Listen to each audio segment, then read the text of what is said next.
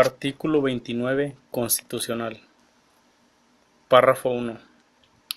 En los casos de invasión, perturbación grave de la paz pública o de cualquier otro que ponga a la sociedad en grave peligro o conflicto, solamente el presidente de los Estados Unidos mexicanos, con la aprobación del Congreso de la Unión o de la Comisión Permanente, cuando aquel no estuviere reunido, podrá restringir o suspender en todo el país o en lugar determinado el ejercicio de los derechos y las garantías que fuesen obstáculo para hacer frente rápida y fácilmente a la situación. Pero deberá hacerlo por un tiempo limitado, por medio de prevenciones generales y sin que la restricción o suspensión se contraiga a determinada persona. Si la restricción o suspensión tuviese lugar hallándose el Congreso reunido, éste concederá las autorizaciones que estime necesarias para que el Ejecutivo haga frente a la situación. Pero si se verificase en tiempo de receso, se convocará de inmediato al Congreso para que lo acuerde. Artículo 29, párrafo 2.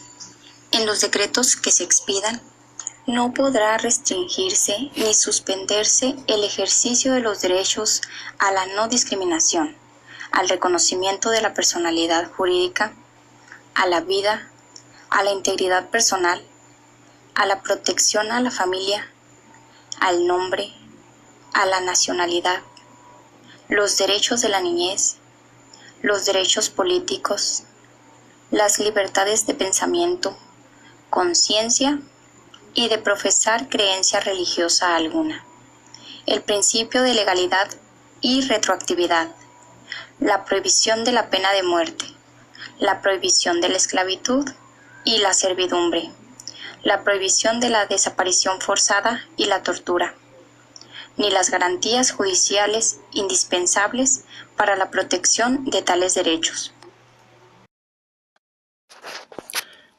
Artículo 29, párrafo 3. La restricción o suspensión del ejercicio de los derechos y garantías debe estar fundada y motivada en los términos establecidos por esta Constitución y ser proporcional al peligro al que se hace frente, observando en todo momento los principios de legalidad, racionalidad, proclamación, publicidad y, por supuesto, la no discriminación. Artículo 29, párrafo 4. Cuando se ponga fin a la restricción o suspensión del ejercicio de los derechos y garantías, bien sea por cumplirse el plazo o porque así lo decrete el Congreso, todas las medidas legales y administrativas adoptadas durante su vigencia quedarán sin efecto de forma inmediata. El Ejecutivo no podrá hacer observaciones al decreto mediante el cual el Congreso revoque la restricción o suspensión. Artículo 29, párrafo 5.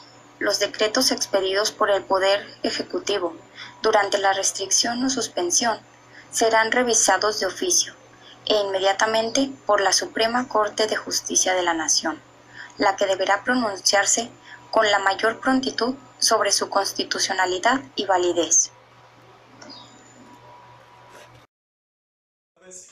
Estamos aquí con el licenciado Ramón Abelardo Meléndez Durán. Él es visitador de la Comisión Estatal de los Derechos Humanos.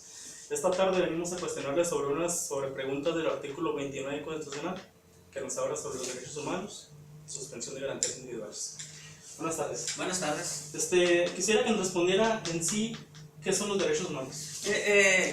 Hay muchos conceptos, muchas definiciones de derechos humanos, pero el que más se asemeja a lo que son los derechos humanos, lo podemos decir que son aquellas prerrogativas, facultades inherentes a la persona humana. Van unidas a la persona humana desde antes de nacer, ya tenemos estos derechos humanos, y sin los cuales no podemos desarrollar todas nuestras capacidades, nuestras destrezas, nuestras habilidades.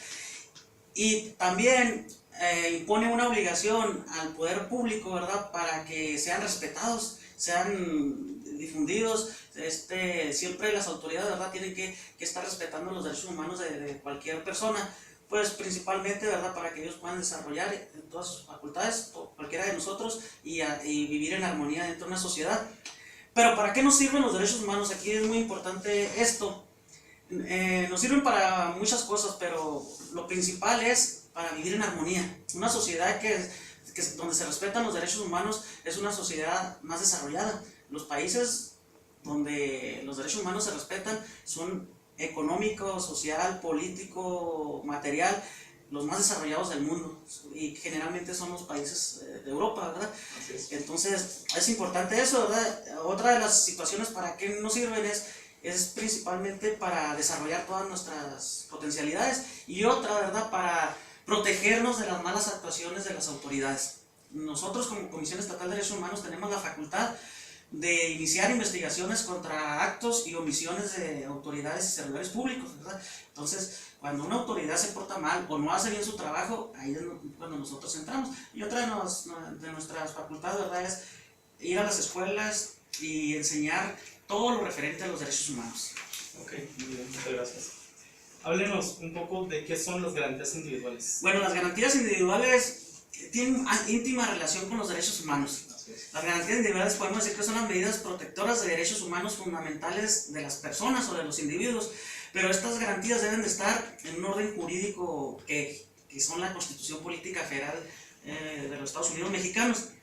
¿En qué se puede diferenciar, según algunos autores, con los derechos humanos? La mayoría dice que es lo mismo, pero no. Las garantías individuales son generales. ¿Qué quiere decir esto? Que deben de estar en el orden jurídico y van a ser vigentes por determinado tiempo, determinado territorio. Okay. Y los derechos humanos son universales, son para todo el mundo. Un derecho humano que se aplica en México se tiene que aplicar en Arabia, en China, en Singapur, en donde sea. Otra de las diferencias, ¿verdad?, es de los sujetos a los que va dirigido. Las garantías individuales va dirigida tanto a personas físicas y morales, por ejemplo, una sociedad mercantil, una sociedad anónima. En cambio, los derechos humanos va dirigida nada más a las personas físicas, ¿verdad?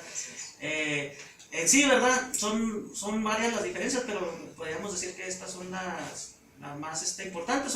Algunos autores dicen que las garantías individuales, por estar en un orden jurídico, tienen que, no se pueden suspender, en cambio los derechos humanos no se pueden suspender. Entonces es importante tener en cuenta eso, ¿verdad? Hay muchas similitudes, muchos los confunden y dicen que es lo mismo, pero no, hay ciertas situaciones que nos hacen diferenciarlos.